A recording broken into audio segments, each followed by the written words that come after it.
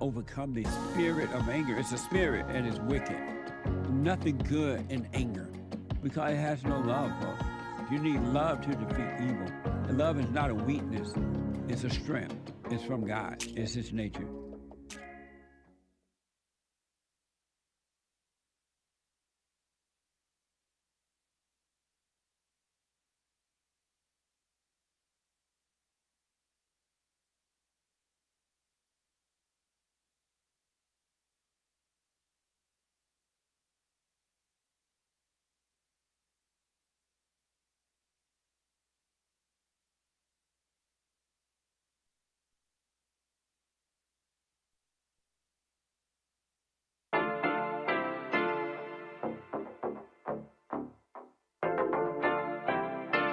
Isn't he Mexican? Colombian. He calls himself American. What is this? Anchor Baby. And in this corner, it's the American Anchor Baby. Daddy's home. That's an offensive term. People find that hurtful. You mean it's not politically correct? Excuse me. I'll use the word anchor baby. You know, he's an anchor baby in Canada. Tell him we still rolling with Trump, too. Anchor baby, the whole thing sounds horrific. You're just making it sound like immigrants are these horrific, greedy people. Ustedes pueden aceptar mi negocio o aceptar las consecuencias. Plata o plomo. So you would be considered white, in my opinion. You the blackest one in this room. I think so. And what happened was his mama got pregnant on the other side of the border. And then a few hours before, just before it was time for him to pop out, she jumped across the border and let him fall on American soil. So he became the anchor baby. You don't call him the anchor baby for nothing. Amazing. We like this anchor baby, right?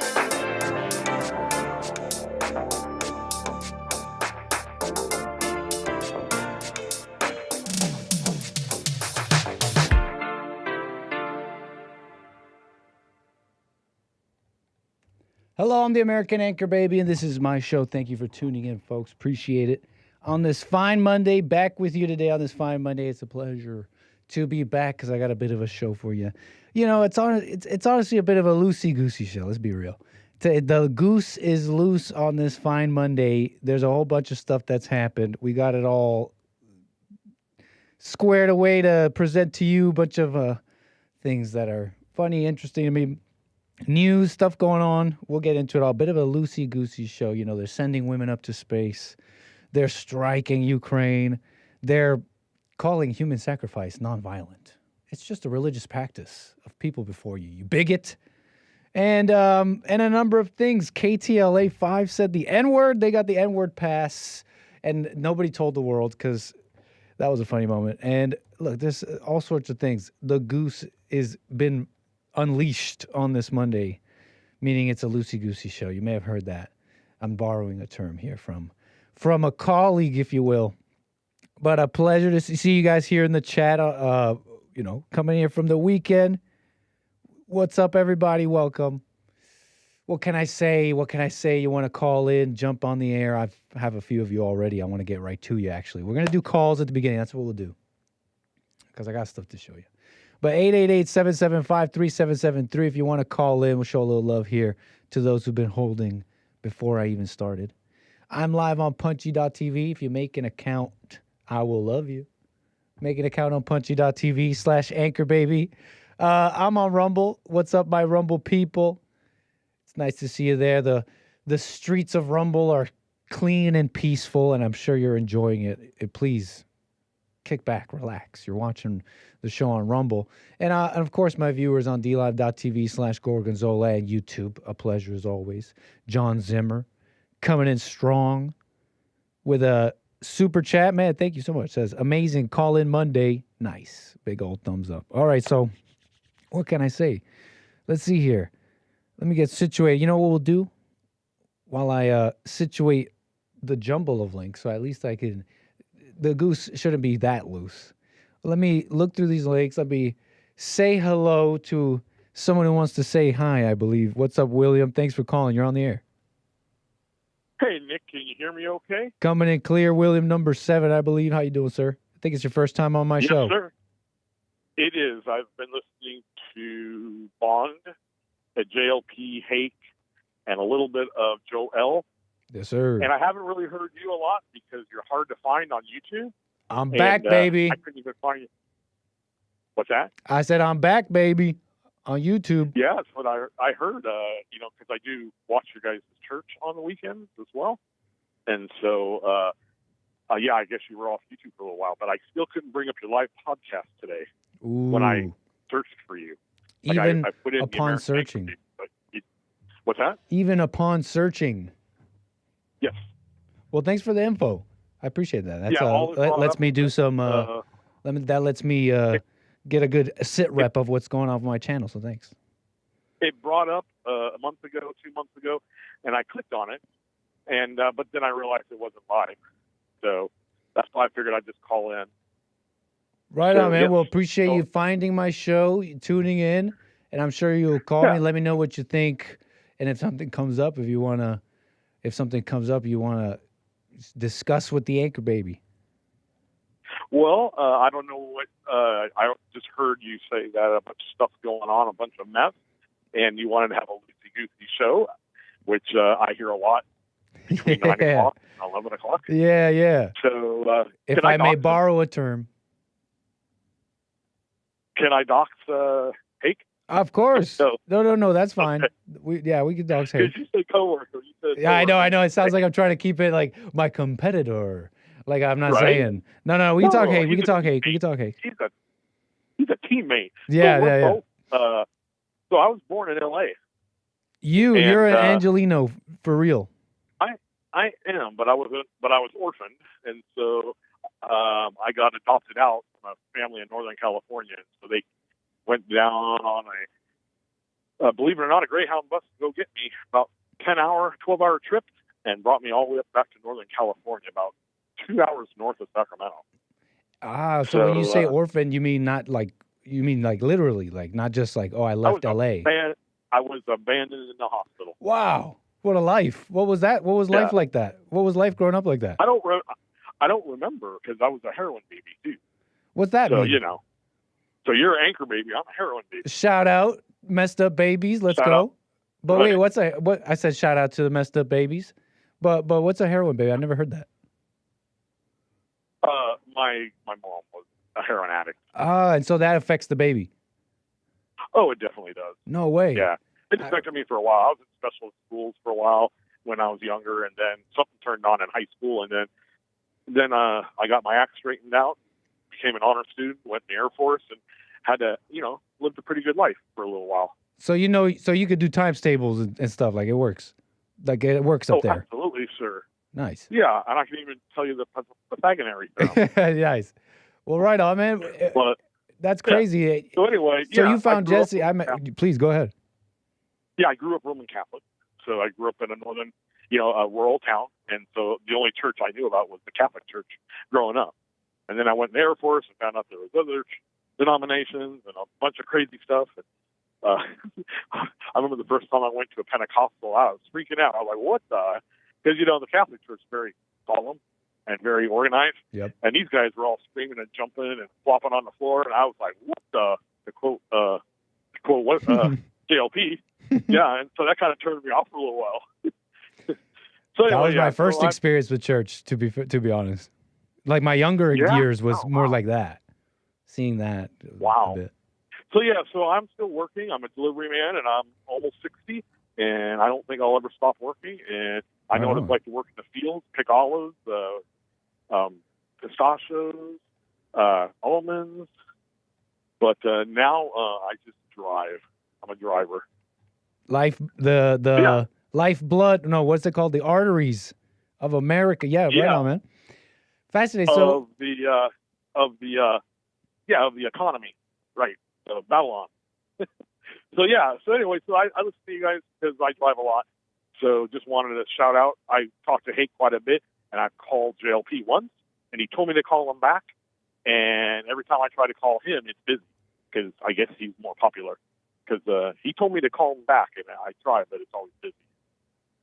What turned you on to Jesse? I think the first time I called was right about a month before Brian left, or not Sean. A month before Sean left. Ah, your white producer. Right. Yes. Shout out, Sean. Yeah. And, yeah. All right, man. I'm going to let you go. My first What turned time you on to calling, Jesse? It would just showed up on my YouTube algorithm. I think it overhears your conversation. What made you stay watching? I was getting fed up with organized religion. How about that? And I speak my mind, and I'm sure the algorithm heard. Because every time I talk about something, Facebook and YouTube will advertise stuff like the next day, things I talked about with friends if my phone's around me. So I'm sure it's some kind of algorithm. I think. I could be wrong though. Well, a little bit on William. I didn't know. I heard you a little bit on Hake. I didn't know you had such a an amazing life. Let's call it amazing. Oh, amazing. Let's leave it at that. Sir, call me. What can I say? Call me again. All right, man. Yeah. Take care. Appreciate it. Call me again. Bye. 888-775-3773. A lot of people, different paths, different roads. But, so people be seeking that, whatever, Jesse, you know how it goes. You know how it goes. I want to get into this, honestly. Because, they're sending these women up into space. And I just kind of caught some of the videos and stuff about it. And so let's do this real quick before we get into, a number of things. There is bombing and war talk. The tariff stuff, we're on the back foot here a little. We're watching and waiting to see, right? But what can I say? Whatever. It's a bit of the same old, but something a little fascinating with Iran. I gotta say, even in my ignorance, we're gonna do that in a bit here. War with Iran. I was just thinking about this a little bit. And hopefully, maybe you'll find this interesting. You can let me know what you think. But hold on. First, please. There's all sorts of people concerned, I got to say. Let's start with this. Because they're saying, look, what happened was, essentially, Blue Origin? Are you familiar with Blue Origin? Blue Origin, is, what do you call this thing? A space company? It's a space company. Aerospace company. And it's Jeff Bezos' basically company. And they send rockets up. They got their own, they got their own rockets and their own capsule. I forget what they're called. But they send rockets up into space. Okay, you get it. Jeff Bezos, Amazon guy.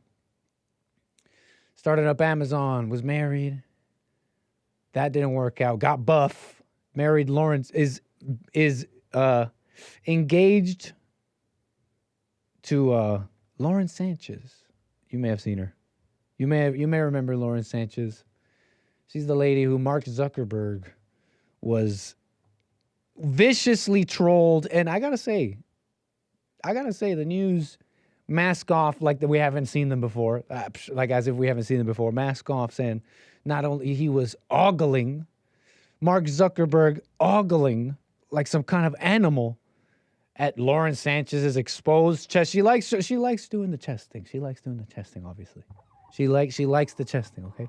And Jeff Bezos, I'm not gonna look. Whatever, right? Some men they like a little, what do you call it? Arm candy? What do you want to call it? Call it what you want. She likes being that. He likes it. She likes it. There's a conversation on modesty, maybe, but I say dress how you're supposed to dress where you are. She really likes the chest thing, though, and they mercilessly trolled Zuckerberg for taking a little peek, and they caught the frame. It only takes one frame, Zuckerberg. It only takes one frame, and life can change. One frame and your life changes, and that one frame was ogling. They said it was ogling. Anyways. Lawrence Sanchez, they're saying, what was I saying about that? I think I was going to say something about the way she dresses, but I can't remember. Moving on. Mind, drop it. They're sending her up to space, and people are concerned. This is news, okay? I wouldn't care about it. See, personally, I was maybe concerned about the science. I was concerned about Lauren Sanchez's health. But some of you sickos, some of you sick people out there in the chat, probably, maybe, not me, but some of you sickos out there were wondering what would happen to Lauren Sanchez, wife of Jeff Bezos, which you actually might need a picture. What happened to her anatomy? Should she go to space? What are the effects of zero gravity? What is the shearing? What are the shearing constraints of silicone?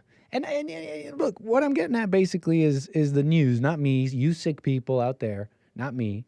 We're wondering, and because it's all alleged too. Lauren Sanchez has never said anything about this, but the world is right. You sick people are wondering what would happen to Lauren Sanchez's alleged plastic surgery. They allege she had plastic surgery in the chest area. Let's put it like that. And they're wondering, doctors are concerned. Not me. Doctors are, and if there's one thing I'm concerned about, like I said, is the health aspect. I'm concerned for her health. And the science, like what's going to happen. But you sick people, you're like, oh, what's going to happen to her implants? It's like, do you even know? Allegedly implants. See, the news, by the way, let me just repeat that. The news is commenting on this, saying her alleged cosmetic enhancements. I'm highlighting that for you now. Okay, just being clear.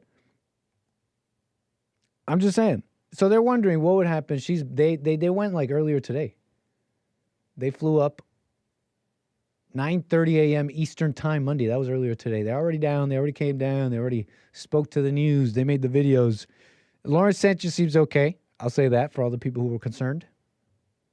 Let me just say, she is fine. So I'm sure she is very grateful for all your concern.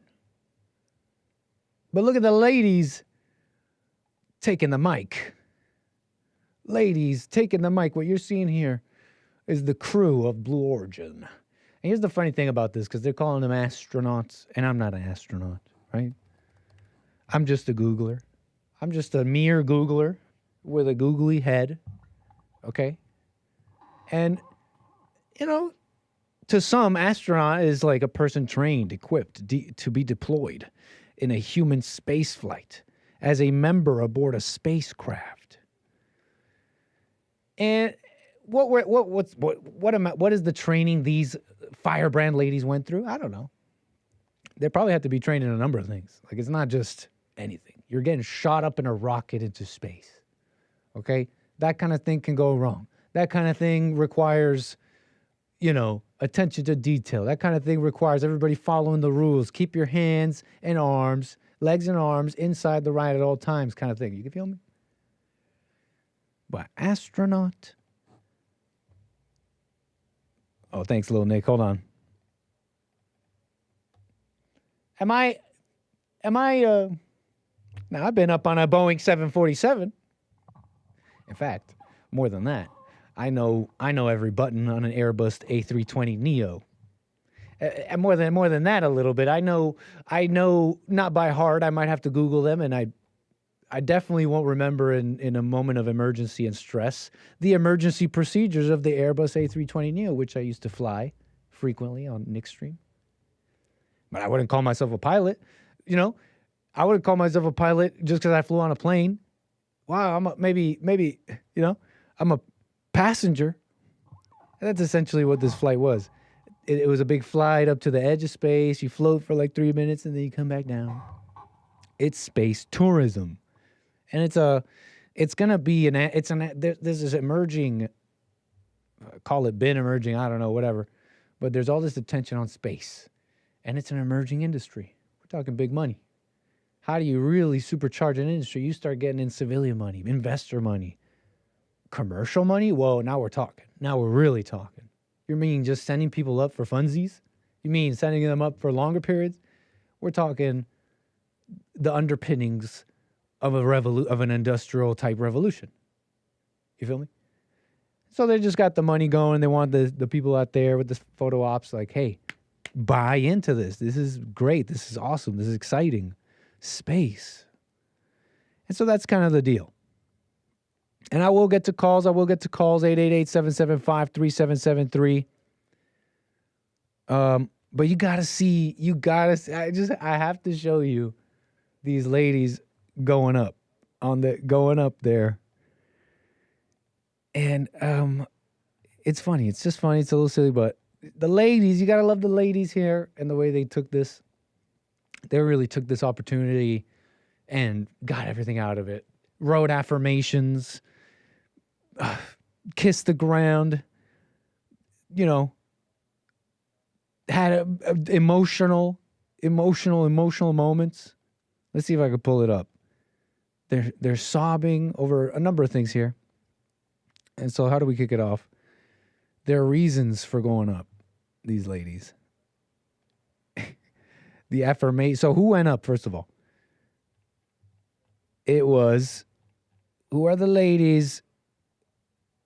Lauren Sanchez, Gayle King, Katy Perry, and then these other three women. Who are these other three women? I forget. They're like, they got some kind of like sciencey titles, some of them.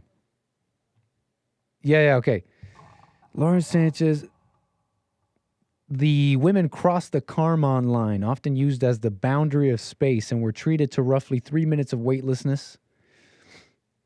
Upon arriving, I'm trying to get you the names of these ladies here, because we should at least get that, right? Because I think you'll get it in the video here in a sec. Because I'm telling you, they're sobbing. They're sobbing, facing their fears. So let me pull it up here, and then we'll get right to calls, 888-775-3773. So I didn't finish off with this, the fears of what would happen to Botox filler and breast implants in space. And, they're saying that what's really dangerous is on the way up, all that force. All that force and vibrating. What's going to happen to those things? I mean, I think we could see Laura Sanchez fine, right? We can move on from that. Dramatic Katy Perry is brutally slammed over her bizarre antics. And I think I got the video right here. Where'd I put that? Let's show you, I think, Lauren Sanchez coming out of this thing and the emotional moment. I think they have the whole stream here. Okay, great. Okay, so here we're watching. We got the video up. That's the capsule landing. That should be normal. A puff of dust, last milliseconds, air cushion that will kick up the dust. It's a very soft landing despite the sporty perception. There it is. Is that audio from the inside? Oh my God. Okay, so she comes out and they ask her, like, how you feel? Landing a line into. Okay, we're skipping video. They're driving up to it. This is a 4-hour-long video. You know, we're doing our best here. They're about to come out of this thing. Where's Bill? We need Bill here. And I just want you to see what Lauren says. And what Katy Perry says. And then we'll move on. And Gayle King. She was interesting too, actually. She was trying to face her fears. Oh my gosh, my baby. She's alive. What do you guys think? Would you guys just get on what do you guys think? Is this courageous? Is this like super courageous? Like, wow, this is kind of a scary thing to do. Shout out to anybody who would do it. I think there's something about that. There's something to be said about that. But it's like, I don't know. Haven't you ever done anything thrilling like bungee jumping, or I haven't skydived. I've cliff jumped. I've done those thrilling things. And what is it? Like, you're putting your trust in someone else and then like doing this thrilling thing. And I'm not, so yeah. It's just, let me put it like this. Let me just deal with Gayle King real quick, because she went up there to deal with her personal fears. Every other woman had this like big story about, I'm going up for female empowerment. One of the Asian one who's like some scientist or some sort. She's like, I'm going up to uplift the Vietnamese community. It's like, how low is the Vietnamese community? How low is the Vietnamese community for real? That you need this, right? That you need this lady here to go up to space and enjoy her, just, I don't know, see pretty things. Go up there like, woo. I mean, she's she went to school. I think she's like an accomplished in some form, because it's not just like TV people. It's Lauren Sanchez, Gayle King, Katy Perry, and then it's like some science women. But she's like, I'm there. How low is the Vietnamese community You're waiting to look upon your Vietnamese daughter to blast off in a rocket. Like, what? You know what I'm saying? And she's saying, so I'm uplifting the Vietnamese community. Gail King, she's like, I'm only going up there to face a personal fear I want to deal with. I have a fear of flying and a fear of heights. So it's like, wow, that's one way to deal with it, Gail King. At least she did like a cute personal thing. That's why I like the ladies. But you know, Gail King, that's not what you're really afraid of. You're not really afraid of flying. You know what I mean? You're not really afraid of flights and flying high. You may get nervous, but that's not what fear is. That's not where your fear comes from in life. Okay, that's a little easier. You know what I mean? Going up on Blue Origin, Jeff Bezos, I swear it's safe. It's okay, I'm scared. Okay, fine, I'll do it. I'll do it with my friends. There's even greater things to overcome with that, but whatever. Yale came with a cute personal thing. But what else about this? Look, I just wanted to mention they're crazy. This is insane when you see, I can't even show you because it's a 4-hour video. And I'm loosey-goosey scrolling, trying to find the moment she came out. She's crying. And she's like crying. It's like instantly when you see this woman, she's nuts. You know what I mean? Like nuts. Just nutso. And the emotion that we felt in that capsule, we were so connected. That was like a high. It's like a drug high. You know, that's what people on mushrooms say. But anyways, whatever. It's a photo op. It's funny. It's silly. I just wish I could show you the female factor here. Lauren Satch is crying. Katy Perry and her affirmations. Let me see if I could just read them because I think they're right here. Then we'll get right to these calls. She's like, where is it? She's all like, I am safe. Where is it? So dramatic. I am free. I am safe in all ways. I am a fearless. What is she saying here? Aren't affirmations just like lying to yourself? Isn't that what affirmations are?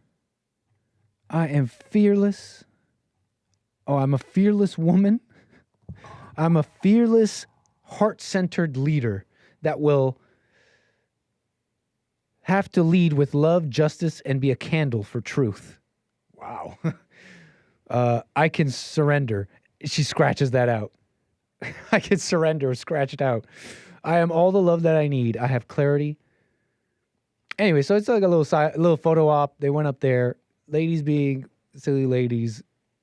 Way too much on this like emotion stuff. You're not an astronaut. You went up on a trip. Let's move on. Okay, Gail sobbing. I think we did that already, right? Gail was sobbing. Lord.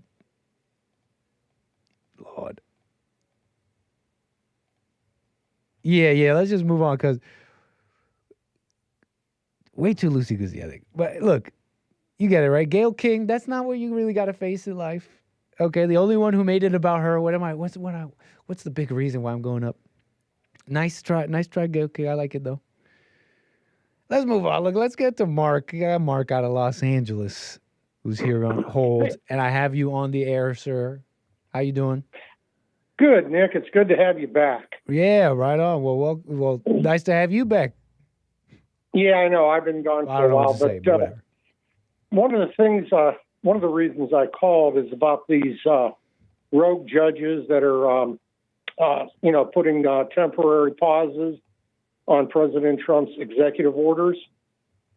And the one I wanted to talk about was the deporting of these Venezuelan gang members to El Salvador. I'm familiar. And from the Tren de Agua group. Okay. So my recommendation, and I know Trump isn't listening, but if I were Trump, I would defy the judges. I would just say, go to hell. Sorry for the word.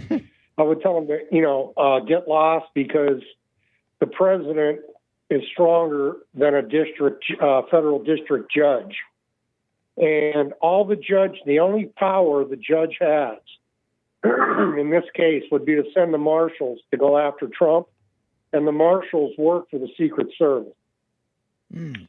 So, in other words, there's not a doggone thing these rogue left-wing judges could do to stop Trump's executive orders. Now, if the Supreme Court intervenes, then Trump may have a problem. But on this MS-13 guy that's in the Salvadoran prison, they ordered him to, or the Supreme Court ordered Trump and his administration to facilitate his return. They want to bring these savages back, and it ain't happening. But it's not going to happen. The president of El Salvador, that creep that's down there from Maryland, is a Salvadoran illegal alien, and the president of El Salvador would have to smuggle him back into the U.S. because he's already in jail. He's been judged twice to be a deportable, criminal. And again, the point of the call here is to let the people know that Trump could defy these judges, not the Supreme Court, but these lower judges, because they have no power to do anything to him. And I would suggest that Trump do that. Can you describe? Sorry. No, go ahead. Because what was? Well, I just wanted to understand this more because I'm familiar with the Alien Enemies Act and the whole controversy with the judge saying, well, you know what, you can't deport these people. And I see this as like another one of these ways to just put another wrench in Trump's basic plan to just enforce the law and do these things. These people hate it because they literally hate the basic laws. They don't like borders. They don't like America. They want it all different, right?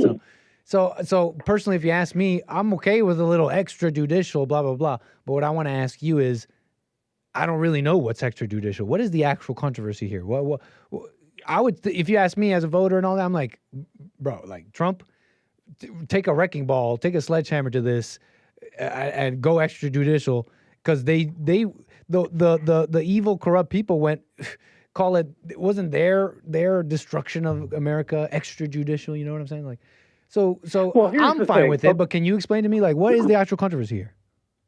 Okay, let me go to another case. There was a Judge Chong appointed by Obama, so you know he's rogue.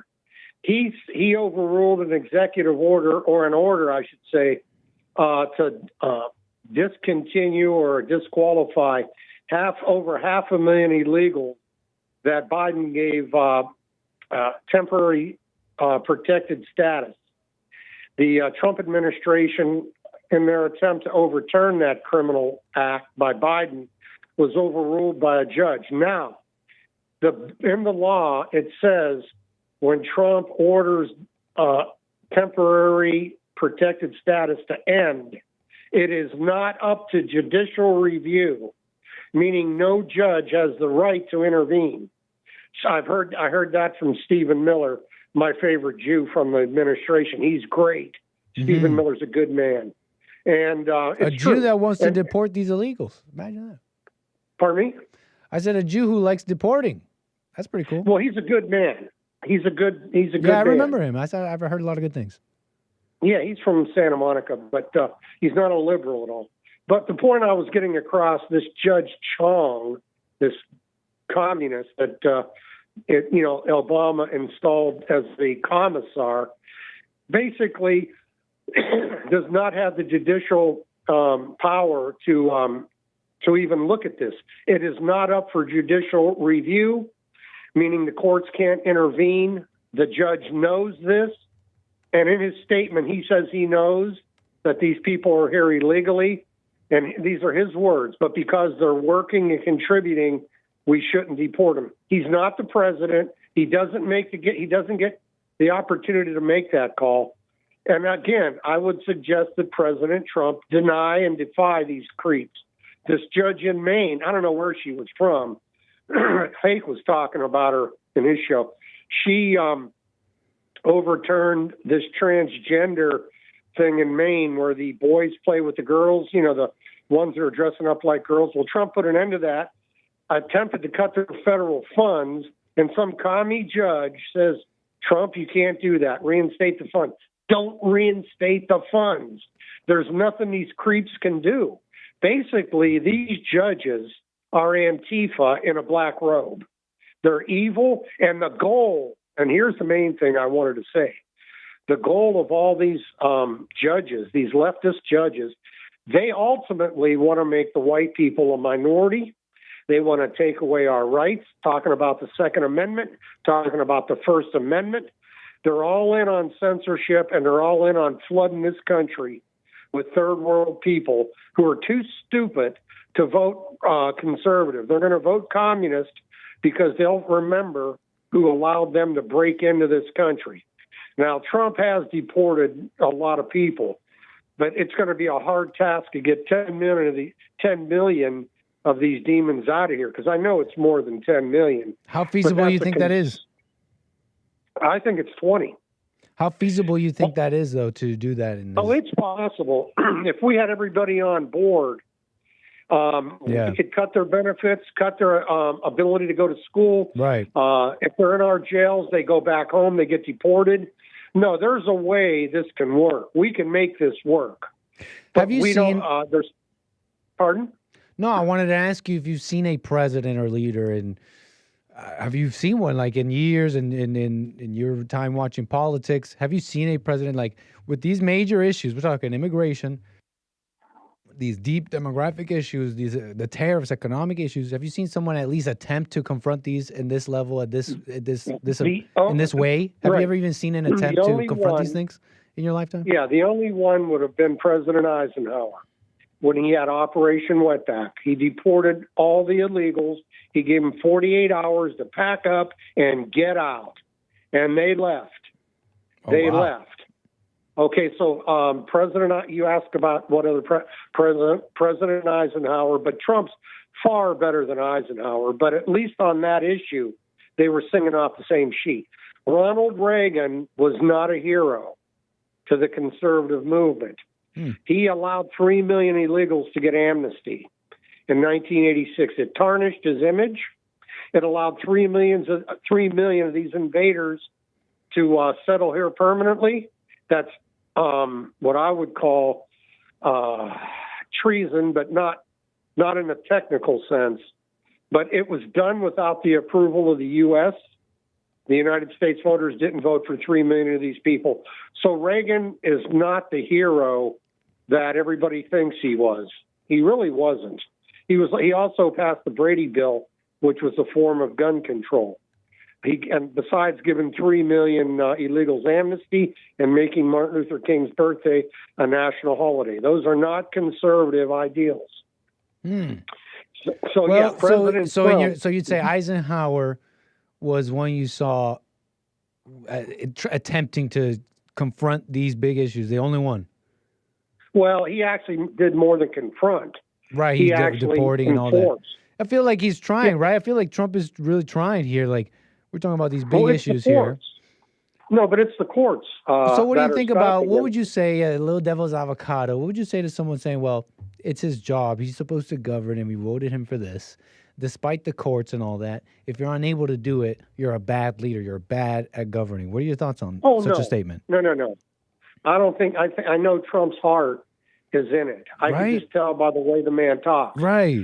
But we have we have a Republican Congress, we have a Republican Senate. The weak spot is the Supreme Court. Don't trust Amy Coney Barrett. She is a devil. She is the one that voted to turn the plane around and bring those Venezuelan criminals back. She backed up Osberg, the judge. That's right. She did. Yeah, she backed him. And not only that, Nick, remember last summer, I think it was last summer or the year before, she ordered the Texas National Guard to cut open fencing to allow illegals to pour in. And last thing on... she's terrible. She's a liberal. Yeah, we should have known that when she was saying that she cried over George Floyd or something like that. Oh, did she? She really is. You remember dumb. That? No, I don't, but I believe it. She has like black kids that she adopted or something like that. But I got you. So you're saying Trump, do it anyways. Did you mention that Supreme Court? Or was that just in my mind, this whole no judicial review? Were you just educating me on that? No, that was for Judge Chong. Judge Chong, he's an Asian. And that was the Department of Homeland versus something else, some Supreme Court that allowed the Department of Homeland Security to deport with no judicial review? Or is this something else I'm getting at? It says no judicial review. Right. And Chong knows it. He knows that. And he doesn't care. Right. So if they're going to defy the law, then we should defy the law. That's what I was Trump trying to isn't. understand. You're saying... Yeah, but he's so, not defying the law. Gotcha, okay. No, Trump isn't defying the law. Okay. It says no judicial review. And this low-life scoundrel who isn't fit to be a garbage man is making making decisions to overrule our duly elected president. This is, and you're saying Russia, it wouldn't be against the law for Trump to just say, I don't care what you say. That's right. Now, following. you may remember when they were flying in illegals from wherever. I think it was South Africa or South America, Haiti, and 2 other countries. I don't remember, maybe Venezuela. They were actually flying these people in at taxpayer expense. And Biden gave them temporary protective status, which is a form of amnesty, but it's temporary. The new president, President Trump, had the right, and in my view, the duty to expel these criminals. But when he tried to do it, Judge Chong said, no, you can't. And when it's not up to judicial review, he said it anyway, and he knew he didn't have the power to enforce it. Last question before I let you go. Thoughts on any kind of like general claims of, that these are constitutionally separated powers, right? This executive branch, you gotta listen to the judicial branch. Is what they do. Is that a random claim, or is that does that hold no weight? What are your thoughts on that, real quick? Say that again. Any claims? Anybody claiming such claims of constitutional separation? Well, just simply generally, Trump is under the executive branch, and the judges are in the judicial branch, and so they do have a right to tell him what to do. It depends. I mean, a Supreme Court, yes. Not a district judge. Right. Okay, and you have to remember. Thanks for making that clear. Okay. You have to remember what? You and the audience should know that these judicial activist judges that overrule the president, that wasn't even. It didn't happen, I believe, until about the 1950s or 60s, and there's nothing in the Constitution that says. Nationwide injunctions. Nationwide injunctions are a made-up term by the far-left radicals to allow district judges to overrule the president. Now, the Supreme Court's different. They're the Supreme Court. All appeals end with them. Unfortunately, we got a bonehead, Barrett, and we got Roberts, who you can't trust. Now, they did rule in Trump's favor, allowing him to use the Enemy Aliens Act, but with a little asterisk. We have to give them a hearing. That's not what the law says. That's what Judge Roberts put in there. So all it is, it's a way to stall for time. Yeah, stalling and more. We saw this first term, but loud and clear on the reporting there, Mark. Thank you for that. I guess we just got to wait and see on this one, too. Hey, well, anyway, Nick, it's good to have you back. Thank you, Mark. Appreciate that. Nice to hear from you, sir. Am I allowed to ask you why you were gone? Well, simply, I don't even know. I can't even tell you myself. One day my channel was gone, no strikes, no warning. YouTube just generally told me I had broken some sort of policy, but we'll leave it at that because one day it was back and now I'm here, but I'm just head down working on what I do no matter what it is. So maybe that's why I got my channel back, huh? Is this your first day back? No. I've been it's been a little bit now, maybe a week or two or something like that. Oh, okay. Okay. Well, good luck, and I hope to talk to you again. Thank you, sir. Call me again. I will. Bye-bye. 888-775-3773. Yeah. They're messing it up. Trump trying, and they're going against. Is that the system? Or is there a little bit more activists in the judiciary? I think it's a lot of that. Honestly. But whatever. What can I say? In fact, I have more calls here. 888-775-3773. Since it's a related, how about we do Dennis out of New Jersey? Thank you, sir. You're on the air. Hey, how you doing? All is well. All is well. Oh, loud and clear. Yes, sir. Yeah. So about this, I'm hearing a lot of complaining about American citizens are making about illegal immigrants. Mm. And I'm not sure if they completely understand the law in regards to what is illegal and what is legal in regards to like immigration.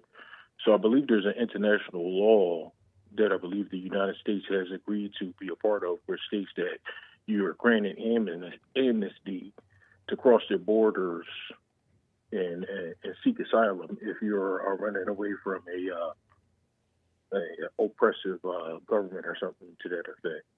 So how are people really deciding who's illegal and who's not if they don't know if these people are, just running away from an oppressive government, and that's on the books, And also it says that when seeking asylum, when they cross that border, they have up to a year to report. They have up to a year to deport. What rules are you referring to? Are you still referring to these international things? Yeah, the international law. Now, are you familiar with which one? But I'll let you finish. Go ahead. Yeah, so maybe you probably know a lot better than me, but that's what I was just researching not too long ago. That said something to the effect of. I mean, I'm somewhat familiar. Yeah, so how do you? I'm not familiar with any international law that you're describing in that way. There's been like agreements the U.S. has agreed to where the world came together and they were like they call them conventions and stuff like that, and they call it in the United States. The United Nations is a convention, but there was this refugee convention they signed, but there's no law. I'm not familiar with any law, right? There's some court that tells a nation there's a law, and if you don't do this, we're going to punish you. I'm not familiar with that law. Right, yeah. So it's an international agreement. You're probably right about that. And of course, if a person comes from a different country, then I guess our penal system can't give them any judicial punishment. They have to ship them to somewhere else to have them do their judicial punishment. So I guess those laws, though, aren't really enforced unless it's up against a United States citizen. So I can understand that. So but we're on the same page. I'm following. There is a convention on words like refugee and amnesty and all that. Where are you coming at it from? Are you not liking what Trump is doing and what's going on with everything right now? Well, I'm just hearing like a lot of people in the public in the United States, following these words or these keywords like illegals this, illegals that, and they're not lawyers. They don't understand the law, and they haven't identified who has broken those laws. So I think that it's a mess. But are the American? Yeah, it's a mess, man. But it's a messy situation, and needs to be organized. And we could try a little bit of that in this conversation. Like for example, what are those people you're describing? Are they only complaining about the convention of a term like refugee? Is this a refugee or not? Is this an asylum or not? Or are the people really complaining about a lot more things that are hitting them closer to home? Like these people shouldn't be here. These criminals shouldn't be here. My neighborhood is different, and my kids are in schools where now they got to speak different languages. Like, you know what I mean? Now I'm just giving you random things here, but I'm asking you: are they really only complaining about? Are these Americans you're talking about really only complaining about like what to call them? I think they're complaining about much more things that are real and affecting them. Would you disagree? Yeah, I can understand that concept, and I spent a lot of time in the military, and I'm used to like a procedure, conduct, a code of procedures, and if you follow it correctly, it should alleviate any issues that you might have. And it just seems like, here, when it comes in the civilian sector, people are just, flying by the seat with any old thing instead of just following the directions. And if you follow the directions, it should, situate this issue.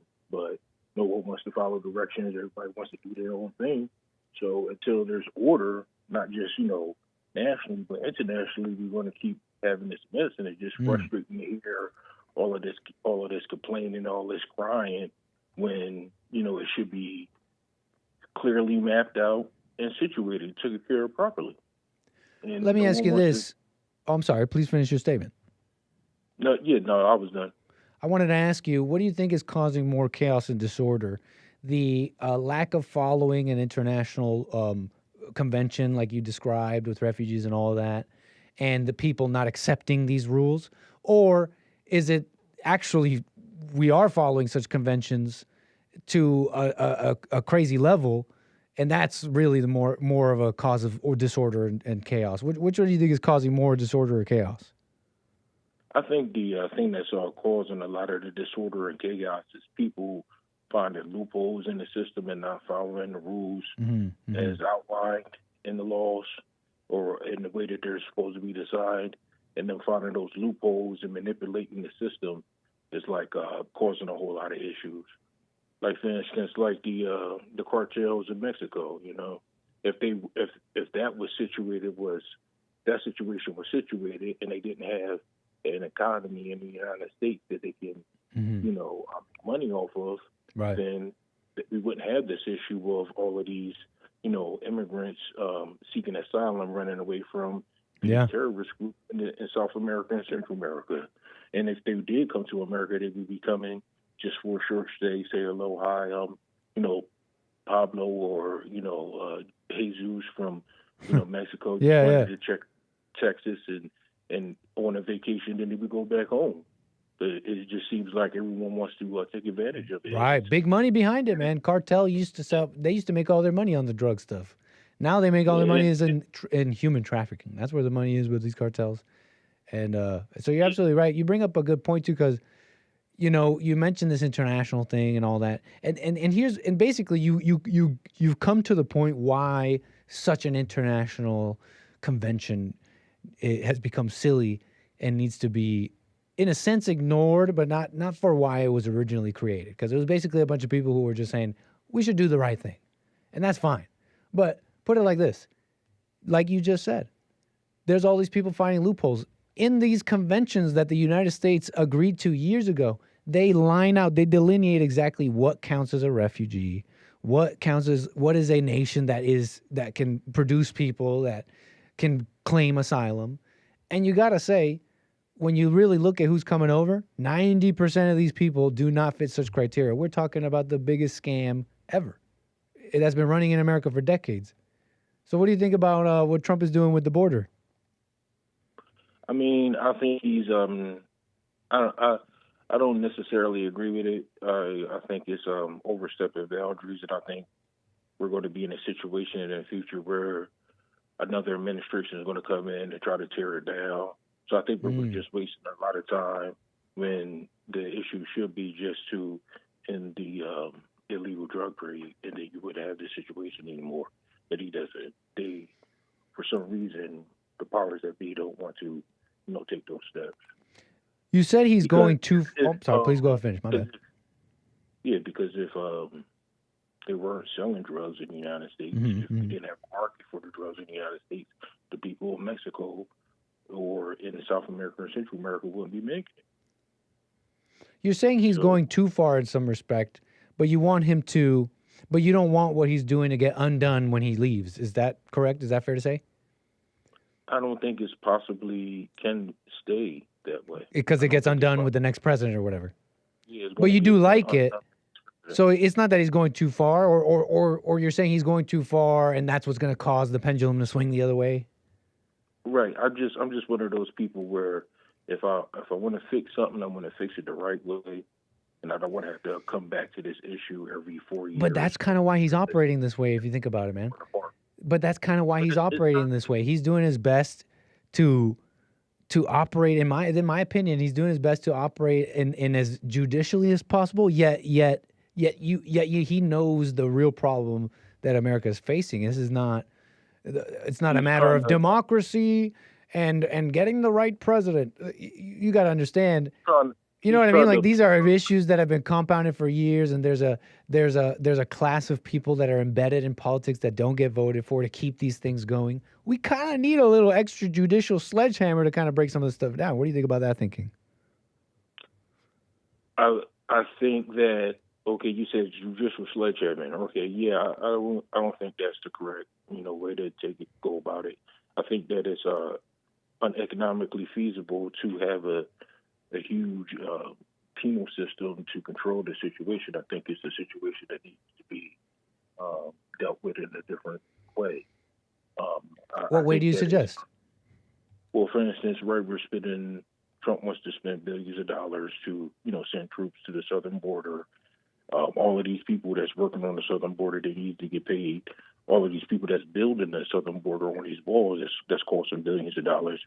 That's going to need to be maintained over how long of a period? We're talking about, over maybe a decade. They might end up spending $1 trillion Forever. to navigate that situation. As long as that wall's up, it needs to be maintained, right? Yeah, but I'm saying that. I don't think that'd be too expensive, but I'm just saying. I think. But they want to navigate their way around it somehow. They always have, and then you just wasted $1 trillion when you could just take $1 trillion and then stop the illegal drug trade. It just don't make any sense to me. It's like a waste of time. It's like, how do you think $1 trillion would stop the illegal drug trade? In what way? Damn. In what way would $1 trillion stop the illegal drug trade? You're saying use that money for a better thing, stop the drug trade. How? That's an interesting concept. Maybe it would have to be required. So I don't. Essentially, this line of thinking essentially invade Mexico and get rid of cartels. Because what else are you going to do? Well, you can take examples from other countries that have pretty much stopped it. Maybe like Asian countries, like China and stuff like that. How'd they stop it? Like, I think like they did what you said, like have like a very strict and harsh penalty doing those things. Makes sense. China is a communist country. How do you do that in a country like the United States is not communist? Well, I don't know if setting up harsh punishment. I don't think you need to have a communist country to set up a harsh punishment for a drug crime. We've had the death penalty in this country, and it wasn't a communist country then, right? We can have harsh penalties. We could do it. Interesting conversation, sir. I guess we'll leave it at that. What else did I want to ask you here? Yeah, last loose end to tie up, because you said I forget now.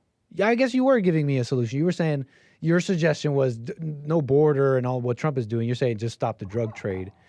But do you have any response? Do you have any response for the illegals coming over and that kind of? Is there anything to do there? You're saying, how about just a nice, big, beautiful wall? How can even if they jump it, even if they fly over it in planes and then they overstay their visas, that's still a huge, huge Band-Aid, not even Band-Aid, but a huge wound, a huge gash that you've closed up, a huge one. Wouldn't you agree with that? No, they'll just use drones and fly it over with a. They're not flying people over with drones. They're not doing that. No, they don't have it. They just fly the product over. Oh, product. Yeah, but I'm talking about illegals. That's really where the cartels make money, by the way. It's human trafficking. They're not even making money on the drugs like that. You said how much money are they making over human trafficking? I'm not exactly sure how, but I heard that that's where they really make money. Something I heard. I think that came, and that information I believe came from our government, but I could be wrong. I mean, they very well could, start transporting people via, drones in the future. And yeah, that'd be allowed. That'd be a loud, flashy way, unless they have some silent drone. But they may have. I'm not saying they won't. Yeah, it'd be a quick little up, down, right? Yeah. If I was in a cartel, I'd invest in the technology. Mexicans aren't big people. You could fit a few of them in there. Yeah. Yeah, you can pack a few in a box. I gotcha. What you say? Yeah. But also, what you also could do is help out the economy of these countries so that, their legitimate businesses could do more business and maybe put the illegal businesses out of business, like the cartel. Interesting, sir. Dennis, man, I appreciate your call. We'll leave it at that. How about you call me again? All right, no problem. See you later. Man. And consider just watch. How about just watch Trump? Because I feel like he's doing a lot of what you're saying. But we'll keep watching. How about that? Yeah, we'll watch. Thanks, Dennis. Call me again. All right, sure thing. 888-775-3773. Amazing. Okay, so what are y'all saying? What's up, people in the chat? Nice to see some of you here. Joining us here. What's up, Evgeny? Terry, how you doing, Terry? What's up, Mark? What's up, Chase? What's up, everybody? Kevin, how? Welcome, Jules. How you doing, Jules? Nice to see you enjoying. Ooh, look at all that leg room you have over there, Jules. Look at all that leg room you have, buddy. 1205 over there on Rumble. Look at that. All that leg room. Look at that. Stretch your legs. Take a jog. 07's in the chat. What's up, Jules? Thank you, Punchy. Thank you, D-Live. Let me do a little super chat action here. We got a few here. If you give me a moment here. Little super chat action from The Key. How you doing, The Key? Nice to see you in the chat. How you been? Right on. The Key with a super chat says, thank you for that update, Anchor Baby. With a little rocket sign emoji. She liked it. At least The Key enjoyed it. Okay, you got to know about these ladies going up. And they're just supporting the space industry, you know, supporting her husband, Laura Sanchez. But, you know, it's like, does nobody love women? Does nobody love them? Their heads are bigger than the planet they're leaving. And they're like, this is an important moment for women. And I'm crying because I'm so connected. It's like you were basically high on drugs without having to do drugs. You just went up on a rocket. Ooh, up, down. And now you're an astronaut. Come on. Thank you, The Key. You get it. John Zimmer, appreciate that. Mark Stafford, all that. Supporters on buymeacoffee.com/anchor, baby. Derek, always a pleasure. Back to back coffees. Very generous. So what else here? What else? Thor mode. How you doing? Going Thor mode on him. I saw a video of Katy Perry after that rocket flight. It's like, wow. It's like she hit a wall. What do you hit the wall. Man, I'm looking at these ladies. I'm like, imagine being married to them. And I'm sure they're nice. I'm sure they're nice ladies. But I'm just saying, Katy Perry, that's nuts. That's nutso. Just all that crying and my dead daughter and I'm kissing this daisy and letting it float in the air in front of the cameras because it's for my dead daughter. Like, who is she married to? Who's her husband? Oh, this guy. I remember this guy. What's his name? Is this Bloom? Is this Legolas? Poor Legolas. Poor Legolas. Legolas. Oh, Legolas. Well, I wish you well, Legolas. I hope her fiery passion is something you like. Whatever. Look, I don't know what I'm doing this. Let's move on from all this. Let's move on. She's a pretty lady. What do you say? Like, that's the wall? This is the wall? Is the wall when you, like, hit a certain age and you're like, I'm old woman. I was beautiful, but suddenly I'm ugly. I don't know, y'all. Like, are you talking about the same Katy Perry? Like, I'm just saying, right? Like, let's just be real. Right? She's amazing. Okay, is this the wall? Okay. I don't know. You know, she makes it up. She makes it up hard. I don't know what she looks like fresh out of bed, but I bet you, it's like the makeup could be deceiving. I'll tell you that right now. But no biggie, right? Little lady with makeup. That's what they do. Loving it. But the wall, really? How old is Katy Perry? Let's move on. Stop with these comments. No, not Russell Brand. Why are you searching Russell Brand? Katy Perry husband? I think Google is slandering Orlando Bloom. Because that's not her husband. And wait, hold up. Katy Perry husband. Hold on. Wait, hold on.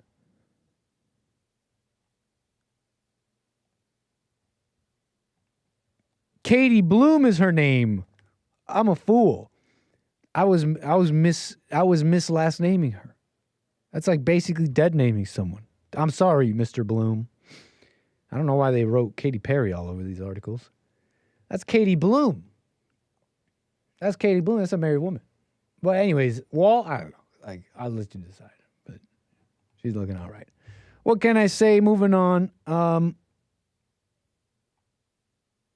Let's see here. Moving on here. What should we do next here? Lucy Goosey. Okay, how about this? Did Hamas show love? Oh, these articles came out. Look, basically some days ago, it may have been like a week now, so this might be kind of old news. But Trump was somewhere, and he's talking with Netanyahu here. Okay, PM of Israel. Israel, right? And he was wondering if any of these because the hostage situation, basically. To summarize real quick, put it like this: Hamas attacks Israel. Blah blah blah blah blah blah blah. Let's just gloss over that. Trump is like, let's make a deal, classic, and we're gonna do a deal for those hostages. So we're gonna start with a ceasefire, and we're gonna have a deal with phases. Phase 1, we're gonna exchange women and children for some like prisoners that Israel was holding. And whatever, there was commentary on that, I remember. And that is all basically dissolved. That's basically all such things have basically devolved since in some way, shape, or form. And deals. Now I'm speaking kind of like, I could be a little wrong here on the deets, but basically deals are kind of no-go on how it was. And, there's hostages afoot. Well, not afoot, but hostages are still there. That's the point, okay? And Trump was commenting and asking former hostages who were released about any signs of love. I don't know why I found this interesting. Basically, he said no. I was thinking the clip was going to be, and you know what? I heard that these Hamas, I don't know why I was thinking that, because that's why I was thinking it was controversial. I come to find out the reason why this clip was controversial was for a different reason. And they're writing the articles. Trump claims Nazis treated Jewish prisoners with love. Oh, that's terrible. But we'll get to that. Trump here wondering if the Hamas people treated the prisoners, the hostages, with love. This is a funny question to even ask. But it made sense when you hear him talk about it. And so I'll let you hear him. Let's unmute this and watch. The stories they told me, I mean, as an example, I said to them, was there any sign of love? You were there, 10 people. It's only 10, but it's pretty representative. Did the Hamas... Uh-oh, what's happening? All my stuff is freezing up. Did my internet just die? This looks too familiar. Oh, yep, everything's disconnected. Something's going on. Something happening.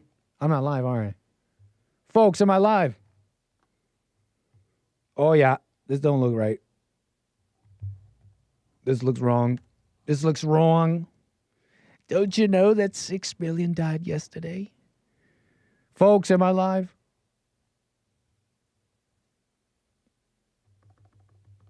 You hear me clicking? It's not connected.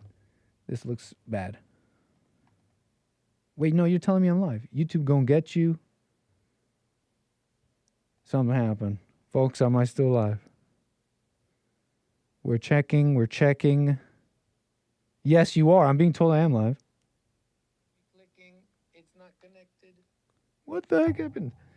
Everything. Bill! Where's Bill? Are they still having a meeting out there? Can the people out there hear me? Are you receiving internet? I'm going to have to disconnect a few things, folks. I will not say such a number. You're right, Carver. But don't you know, Carver. Carver, but don't you know, Carver. Somebody educate Carver. All right, hold on. I'm going to just unplug something real quick.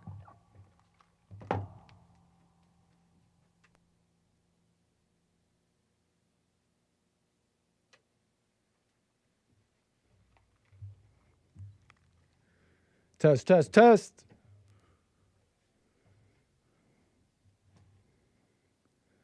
All right, folks. What the heck? No, what is happening here? This is a show-breaking moment. Okay, I think I can wing this.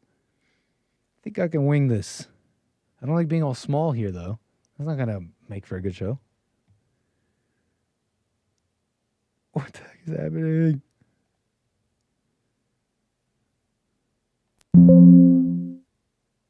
You're hearing the dings. You're hearing the dings of manic clicking and praying for tech to work. Anyways, look, we're going to wing this a bit. I think I can make this work. But essentially, what was I showing you here? Trump. We got a little Trump. So this is still here. Will the clip play?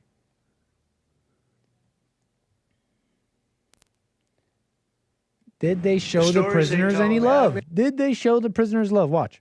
As an example, I said to them, was there any sign of love? You were there, 10 people. It's only 10, but it's pretty representative. Did the Hamas show any signs of, like, help or liking you? Did they wink at you? Did they give you a piece of bread extra? Did they give you a meal on the side, like, you know, you think of doing? Like what happened in Germany, what happened elsewhere. People would try and help people that were in unbelievable distress. They said no. I said all of them. I said, did they ever wink at you like, you'll be okay? You're going to be okay? No, they didn't do that. They'd slap us. The hatred is unbelievable. And the lives, you know, they lived in a pipe, not really a tunnel, it was a pipe. And they always thought they were suffocating. They were going to suffocate. And then sounds terrible, right? Sounds terrible. This was a bit of a controversial clip. And again, I thought it was because I thought he was about to say Hamas treated them with love or something like that. But no. He said a little thing about the Nazis, you know, like the Nazis or something. He said something like that. And the articles have come out. Trump claims Nazis treated Jewish prisoners with love. And he didn't even say that. Well, maybe he alluded to that, but in his latest rewrite of European history, Donald Trump made a ridiculous and sympathetic declaration about the Nazis. Amid the tariff chaos he spurred, Trump met with Israeli Prime Minister Benjamin Netanyahu, blah, blah, blah, blah, blah, blah, blah. In typical Trump fashion, the president dodged the question about the 59 Israeli hostages and went on a bizarre rant that seemingly remembered Nazis for their sympathy. I said to them, was there any sign of love? Trump said, recounting his conversation with the released hostages, did the Hamas show any signs of like help or liking you? Did they wink? They give you a piece of bread extra? Like you know what happened in Germany, Trump said, absurdly comparing the hostages situation to the Holocaust, which murdered, I'm not going to say that. People would try and help people that were in unbelievable distress, the president went on, suggesting that the Nazis were known for their generosity. I mean, what's he basically saying there? Before adding too many words into Trump's mouth, what's he essentially saying there? He's just saying, like, you know, Germany was a complex situation, and not everybody was this, like, Nazi, I'm for the vision, whatever you say, Fuhrer, I'll kill them. If that even happened. I'm an ignorant person myself. I know that Holocaust things happen, but whatever. That's what Trump is saying. What is that really a terrible thing to say? That people were... Is that what he was saying? Exactly. Terry Strange says with a quadruple question mark. All the question marks. Is that really what he was saying? What can we suggest? Can I really go any farther, Terry? Like, I feel like I'm already jumping too much of a gun. All he said was, like in Germany. And people would try and help people that were in unbelievable distress. Basically, he's saying not every German was a Nazi. That's basically all he's saying there. But the flip side implication is interesting as well. Is he saying all these Palestinian people are? There's no love there. He wouldn't be wrong. There really is no love in the world, but that's just. I mean, they're in the middle of a war kind of thing. So, whatever. I thought that was a little funny sitch, a little funny thing to kind of bring up. Allows me to kind of segue into a little bit of war talk. We'll do this real quick. Get right back to calls, 888-775-3773. I see calls coming in. A little segue into some of this war stuff. Let's talk about this real quick because I basically don't know. And I don't have any big news. They've stopped the war or they've nuked and they're really fighting now. I don't know. Everybody has their commentary. A lot of people are much smarter than I. But I do have a little bit of news. And essentially the news is, well, let me set it up for you real quick. Let me set it up for you. Because, okay, basically the headline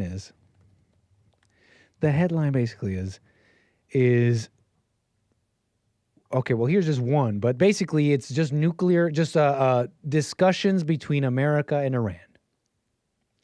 And some of the headlines are like, why Trump's nuclear talks with Iran could be far more successful than Biden. But they're mentioning a number of things in that headline, for example, we don't need to get into. But that's the news. It's this thing with Iran. And the big problem essentially is a looming war with Iran. Why?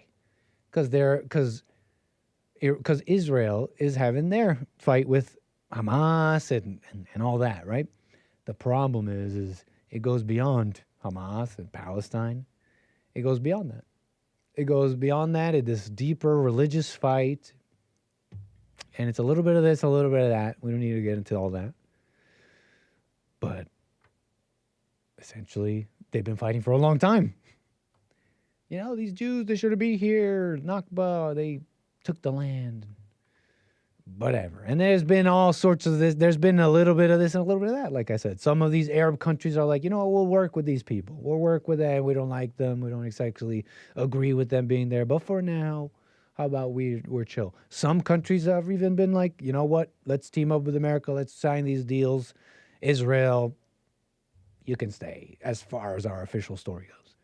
And then others are like, we hate each other. And the Jews too, whatever. This is how I see it. But essentially, it's this looming war. And should things get spicier and more than Hamas gets involved and Hezbollah and Syria, and now you got a deeper problem because we got all sorts of allies. You get it, right? You get it, the bird's eye view on this. Now, how do I really paint this picture? I think the way I really paint this picture, the way I see it in my mind, I'm kind of ignorant, is like this.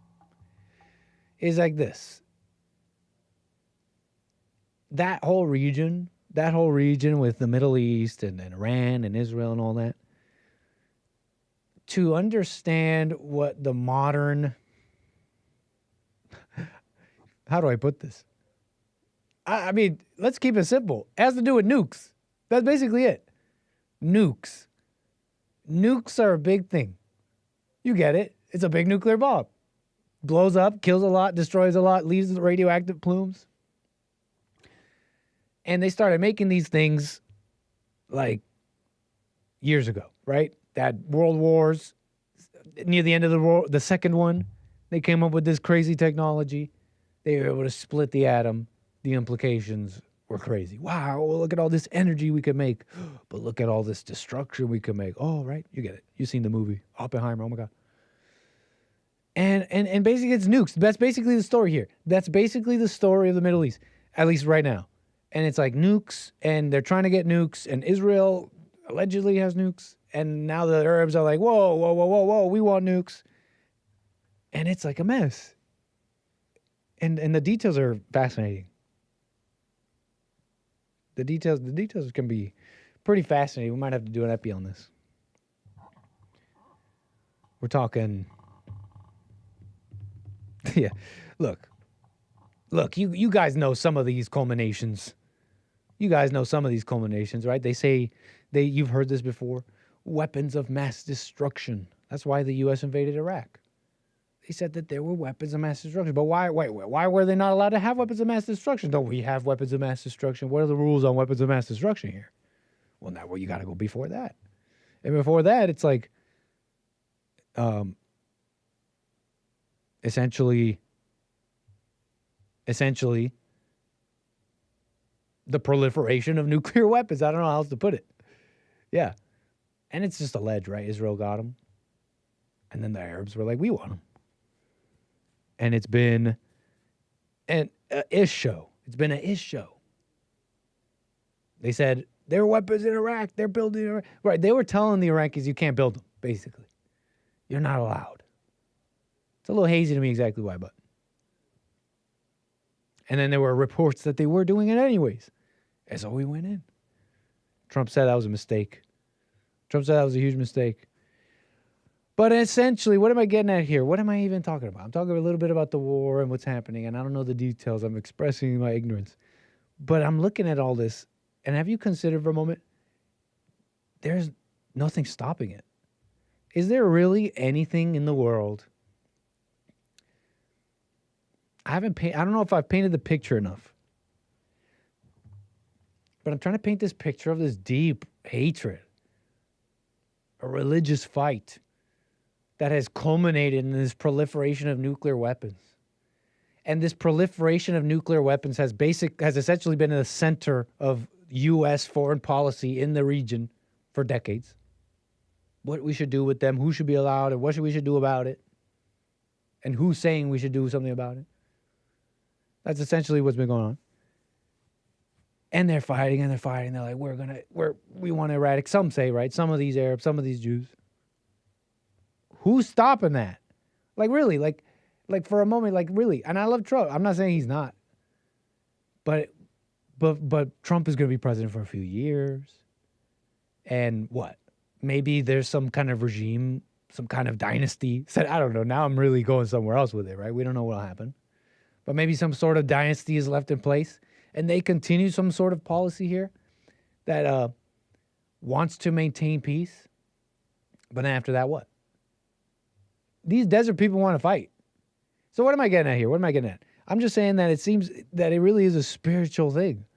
And I've yet to see something that's really going to stop this fight, this whatever it is. I've yet to see it. And what Trump is doing is, I don't think it's fair. I really think it'd be belittling it to call it just pushing something down the road. He's doing it for us. He's doing it for America, for peace. But there's there's only so much one man can do, right? And it seems to me, so that's kind of how I see it in my mind. And so the criticisms in this critical time are, he's basically president just because he's there so that Israel could bomb Iran. And I've just been sitting back and waiting and seeing, right? I'm not like, hey, you guys are liars. You know what you're talking about. Trump is. I love Trump. I voted for him. I really do. But I stay out of a lot of these fights. I just wait and see. And so I'm sitting back watching, like, that's the claim, right? The claim is, hang it up. Trump is here to start this war with Iran. Hang it up. And I'm waiting to see it, and I keep seeing very, very interesting things. Now, the general consensus on this deal with Iran, so if you're following me so far, they proliferated the nuclear weapons. They all want to fight. It's basically been a big negotiation of not just negotiation, but also like threats of military force and other things like that to try and fix this region. And at this 11th hour, post October 7th, where there was a big attack, after ceasefire has crumbled, and peace is just a big question mark, we get reports. And remember, you got to understand what the general consensus was. Iran is not coming to discuss anything. They are done. They are done with the threats. They are done with the hoodwinking and Biden and this and all that. They don't want to work with America. They're done. They're done. And yet we get treated with interesting things. I'm still waiting and seeing. Trump, ever the deal maker, he might just friggin' pull it off, is essentially what I'm saying. Iran says it's ready for a nuclear deal if U.S. stops military threats. Now, you got to understand, this nuclear deal they're talking about is essentially what I'm talking about, is a stopping of proliferation of nuclear weapons. And to understand that, I mean, it's just, put it like this. If a country starts building nuclear power plants just for energy, we swear it's not for nuclear weapons, then you can quickly turn that into nuclear weapons. And that's what these nuclear deals are about. It's like, you know what? We see you guys. we could clearly see you guys setting up a rocket. Oh, it's a space exploration business, and this is nuclear energy, and let's put this Lego block together. What would happen then? It's like basically America saying, we see you what you're doing. Let's deal with that because we want peace, at least in the interim. And that's all this is. That's the most anyone can do, unless I'm ignorant about this. Someone can tell me maybe. That's like the most someone can do. Peace in the interim. Because who's stopping this? These people are like, and I'm not saying it's impossible. Tomorrow there may be a sign of such a thing happening. A man that leads that region into this direction or this or that thing happening. I'm just saying I've yet to see it. I don't see anybody stopping. This mad grab to, we want a nuclear weapon and we want to do this and we want to do that. And so anyways, now I'm just rambling a bit, but isn't that interesting? Iran says it's ready for a nuclear deal. Basically, the news is essentially they met. They met and we don't know exactly what happened. The reports are coming out and they're saying that it's going well. I mean, that's all we could gather, but I believe in him. I believe in Trump. I think he might pull it. He might pull off yet another amazing deal in the 11th hour when it's not. But this war's happening and all that. I'm waiting and seeing, but this is the bird's eye view of what's going on here. And he is ever the deal maker, because you got to understand the pressure here, even from your own allies. Which you have our allies, Israel and all that, but there's pressure from there. There's pressure from Netanyahu. There's pressure from them. Because they want what they want to do. And in some ways you can understand that, right? We can't have these enemies on our border anymore. In other respects, from what I heard, they want more than that. And whatever. You could say yay or nay on that. The point is that there's pressure coming from an ally. And you got to be strong to handle such a thing. You got to understand that in some ways Israel would rather, there's some people, not everybody, there's some in Israel who want this deal to not go too well. Let us go hardcore with Iran because we want this and we want that. That's the same over here, right? They want their own agendas. Let's fight these people. Let's do this. So that's just my bird's eye view. He's a strong guy, so I think his working out this deal and him getting closer, ever closer, is just interesting to me, right? It's like, wow, dealing with the pressure of Israel, Iran, and the world. It's like, you know what? I'm going to thread the needle and make a deal with the people who want to nuke Israel. And yeah, shout out. It's kind of amazing. But that's just my kind of bird's eye view of it. We'll keep watching. I got some calls we've been holding patiently. Thank you so much. We got Derek out of Nashville, Tennessee. How you doing, sir? You're on the air. All is well, Nick. Thanks for taking the call, and thanks to Jesse and Vaughn for church yesterday. I wanted to get your thoughts on a couple of things that he said, if that's all right. Three things. So Jesse said something. He said, thrills are fine if you're aware of them. And I think he was referencing this nice meal that someone made him, meatloaf. And I thought that was so interesting. It was just like, huh. And to be honest, I'm just curious if you could opine on that idea a bit. Mm-hmm. Like, thrills are fine if you're aware of them. How I would like to say, that? yeah. Allow me to say something on this with a little bit of a preface. And this is really, this, Derek. This is really for the audience at this point. You got to ask Jesse what he thinks about what he thinks. But let me opine on this briefly, because it's an interesting one. For example, I've seen Jesse come into the office, and he'll come down into the bullpen, and he'll be singing a song all loud. He'll come in, and he'd be shaking his head and singing a song loud and messing with us a little bit, but not always. Really, just that's a side note, because he's just being humorous. Mm-hmm. He's enjoying this song is the point I'm trying to make. And he comes down, bobbing his head, singing this song out loud. I mean, in some ways, if you were like really just like attached to every word he says, you'd be like, you might, and that's maybe not so, I'm not trying to make that so negative. There's a lot of people who really sincerely respect him and they want to know what he's thinking. And so you'll see him do something like that. You might think, well, isn't that like passion? Aren't you being passionate, man? You know what I mean? Right. Aren't you being like passionate? Mhm. It's like, isn't that the ego, the mind? But here's the thing. Isn't that so benign? It's like Jesse knows. In this hypothetical, he's banging, he's bouncing his head. Isn't that so benign? He's enjoying a song, and he knows all too well, at this heights of his life, he knows very well just how silly it is to feel sad over a song or feel too happy over a song, right? For a song to affect your emotions. Let's say you know all this. You're telling me that this heights of my life, after knowing that, I can't bang my head a bit to a song I like? You know what I'm saying? Because he's not over attached to it. He's just enjoying and just in the moment, just enjoying it. And so in that just sense, like the meatloaf. Exactly. In that sense, is it really a thrill anymore? It's just kind of just conversation at that point. He's saying it's fine to enjoy a thrill, and this is just how I'm taking it.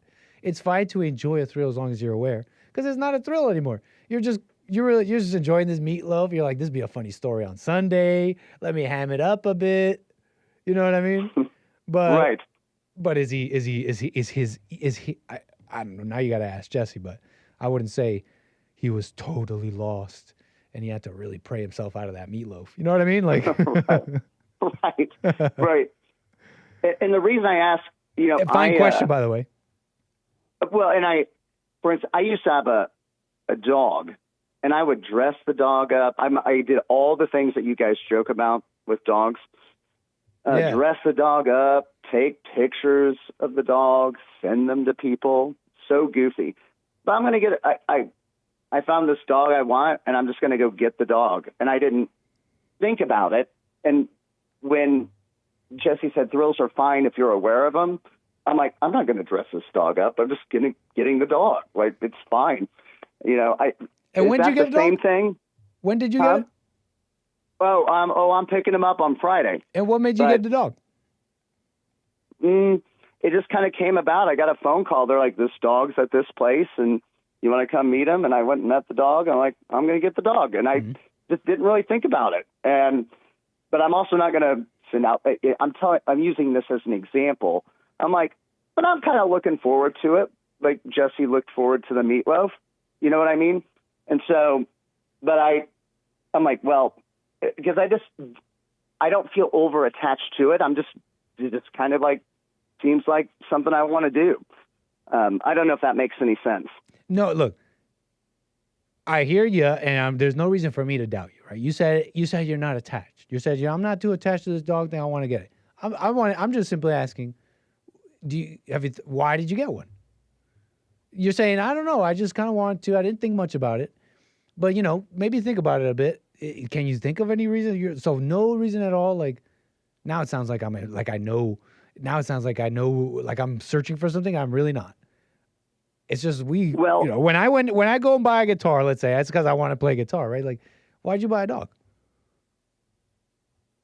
Well, I think beforehand, because I did do all those things that, like, why do I dressed the dog up, right? yeah. That was with a different dog. And yes. Right. And I think back and I'm like, oh, that was all ego. Right. Right. It was all ego. And I know someone told me, like, this dog's available. It's a small dog, good for my house. And I went and met him, and I was like, oh, I'll take him. And it just wanted to, it's by the way, and I could, like, not get him and be fine with that too. Okay. But, but you take, I do take it seriously. You take care of the dog, but you don't have to buy him sweaters and stuff. Like, I did all those things. No, that's silly. I did all of it. Silliness. Yeah. Yeah. So, but I wondered if that was similar to the meatloaf or if I'm missing something. Here's the thing. I don't know. I think you can. Put it like this. It seems to me like you really like it really is about the heart and about what's going on inside. And if you can take it or leave it, the whole world, then you're fine. And I'm also really, put it like this. I don't know, because every question, I don't know why I'm in my head right now. A lot of apologies. I'm in my head about the questions I'm asking you. But in my head, I'm prefacing in my own mind, thinking that you're thinking like I'm searching for something, like I know something's wrong. But I really don't. I'm simply asking what I think is actually a funny, simple question.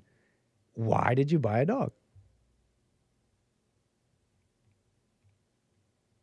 And I know you told me someone called you. They said it was available, right? You told me how it came about.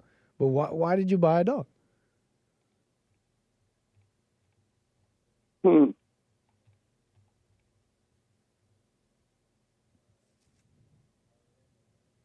Yeah, you know what? And again, I haven't given the money yet, but I'm like, I was like, it was just nice, sat on my lap, nice to have around. Are you saying you don't know? You know? Well, when Dennis Prager's sitting there with his dog next to the fire, like dog's sitting there, but I'm not.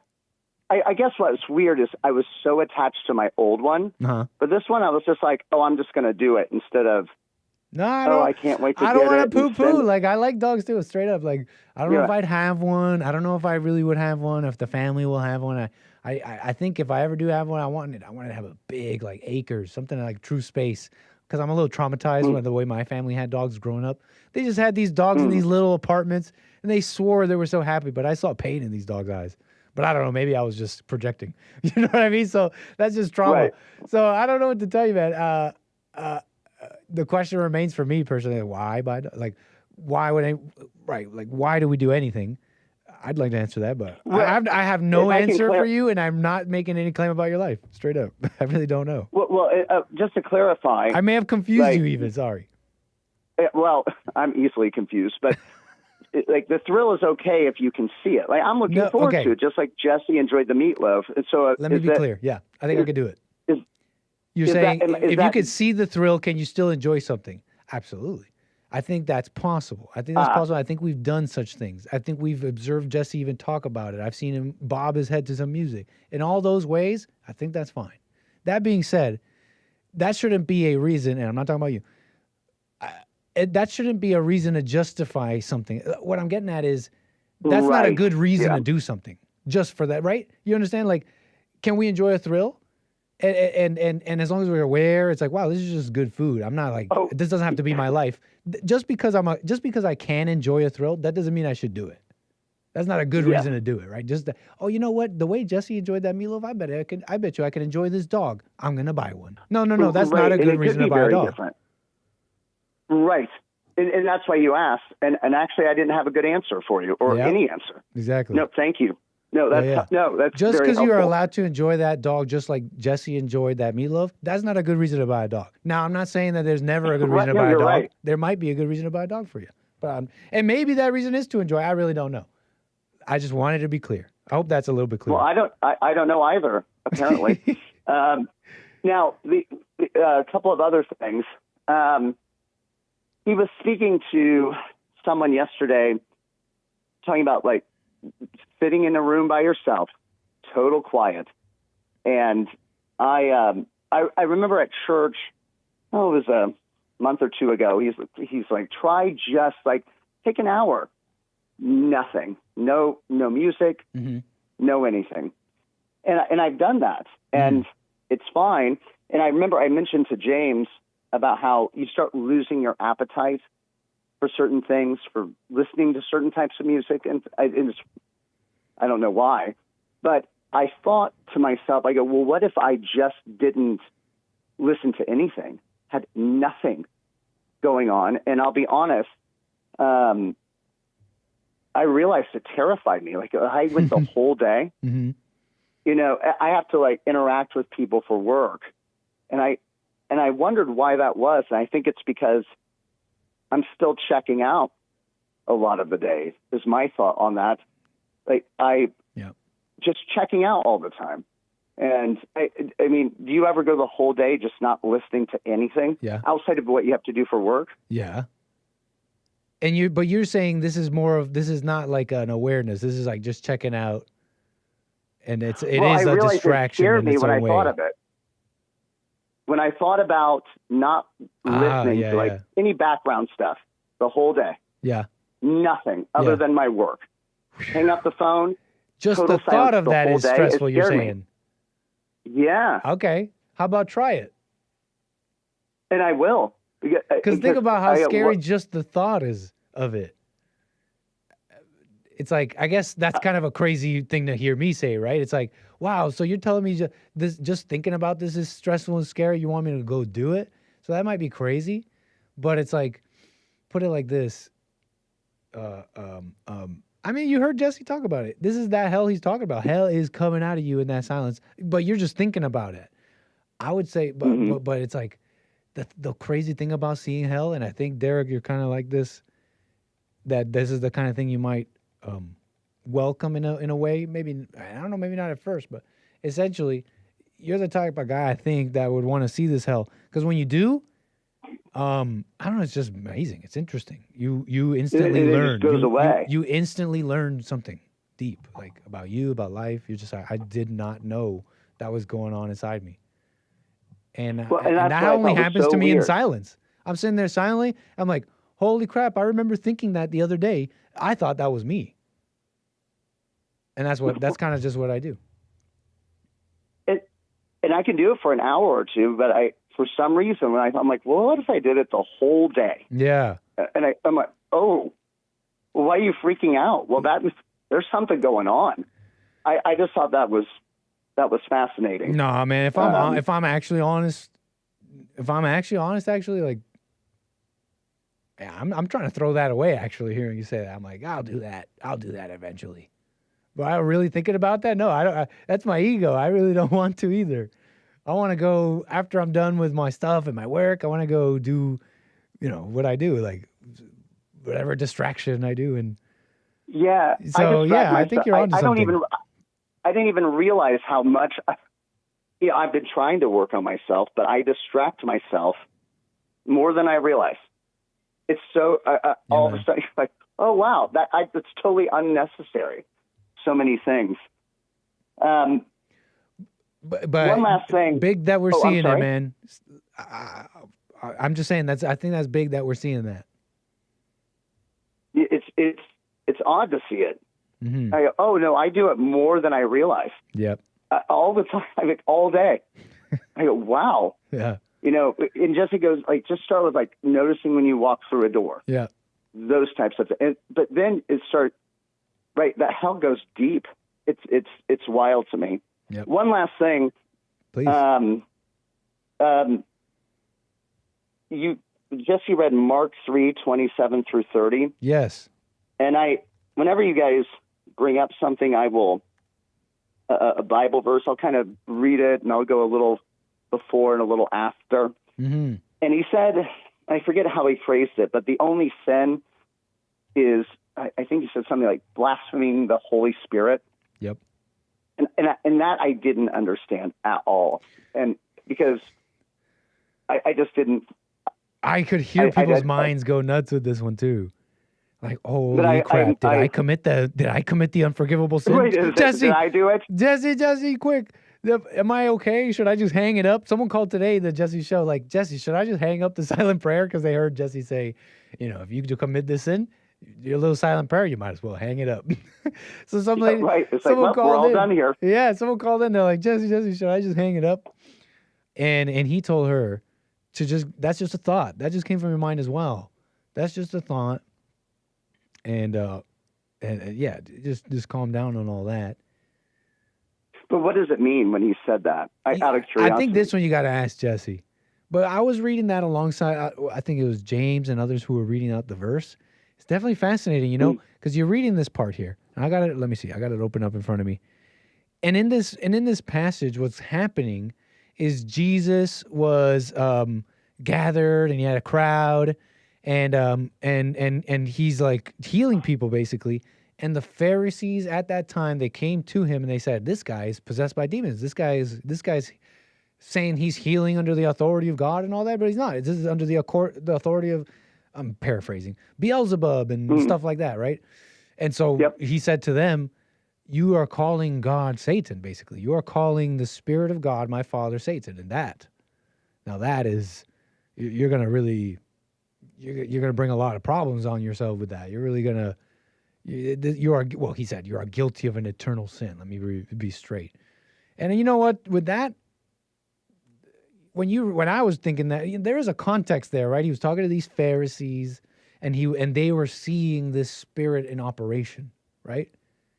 And so I really don't know. I don't know. Basically, I'm trying to tell you I don't know. But like, have you seen that spirit in operation? And you were like, wow, that Spirit of God, that's Satan. Like, I don't think much people.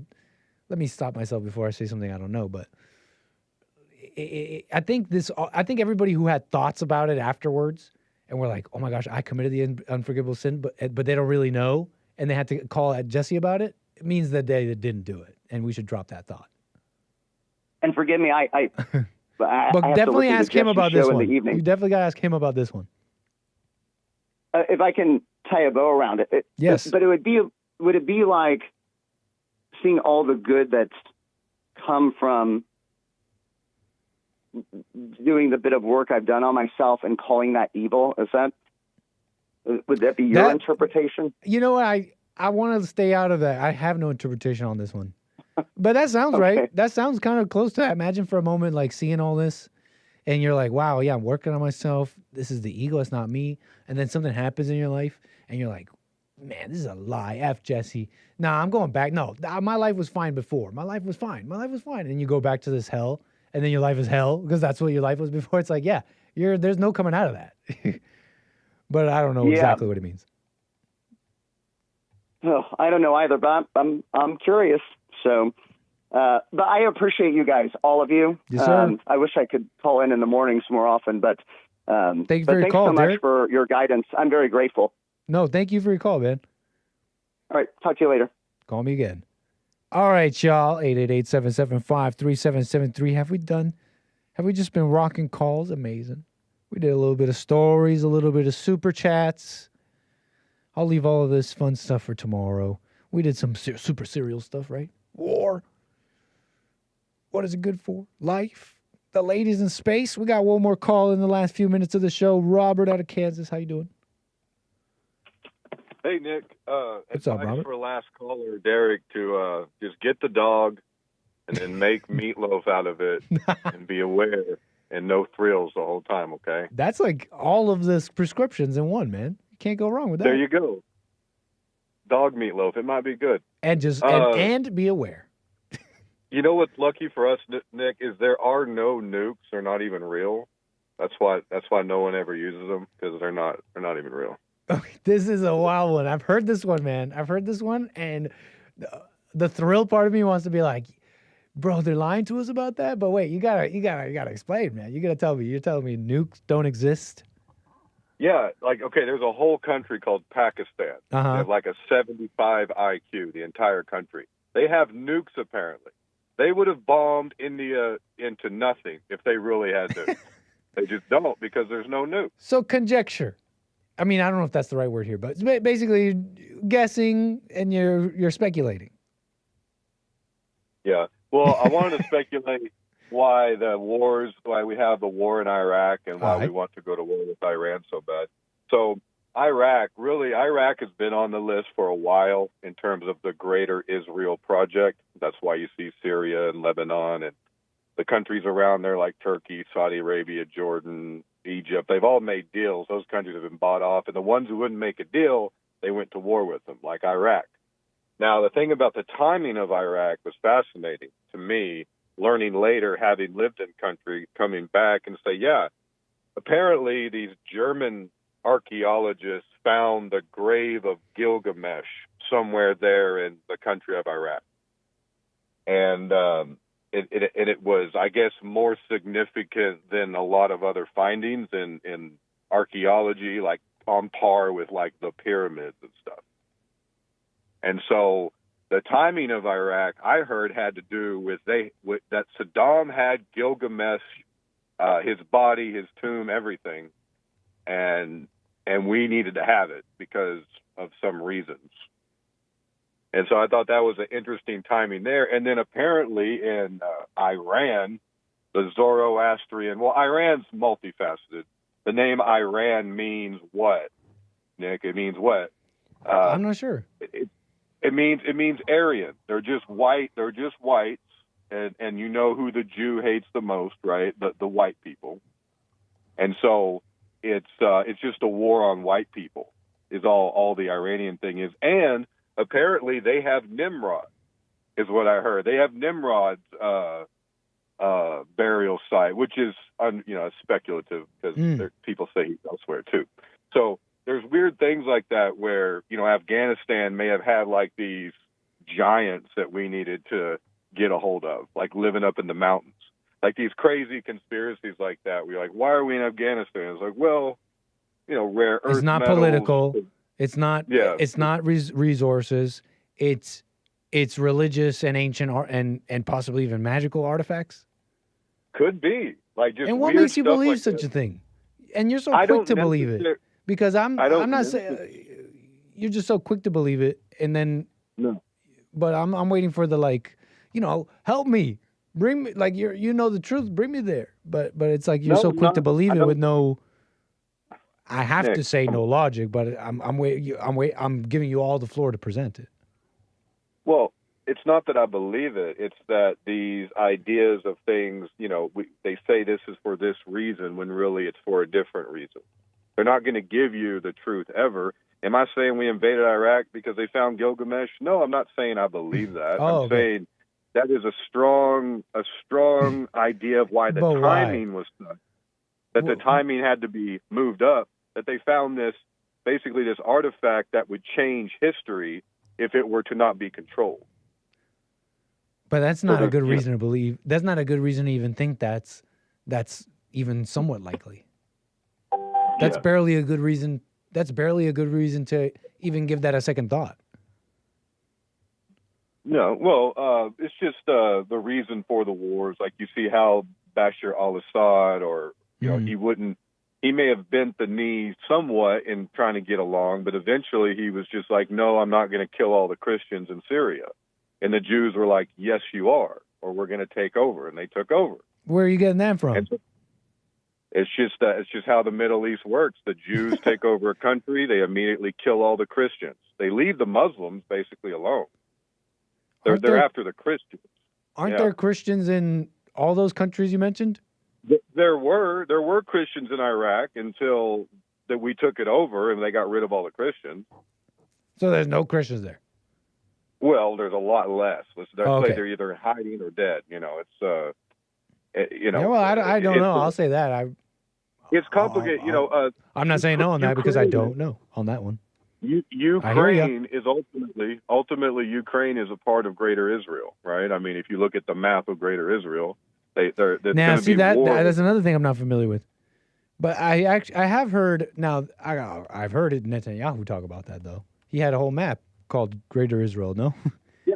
You have a map. And he was showing the world, hey, we want this whole area. We want peace in the Middle East. Oh, sorry, no, my bad.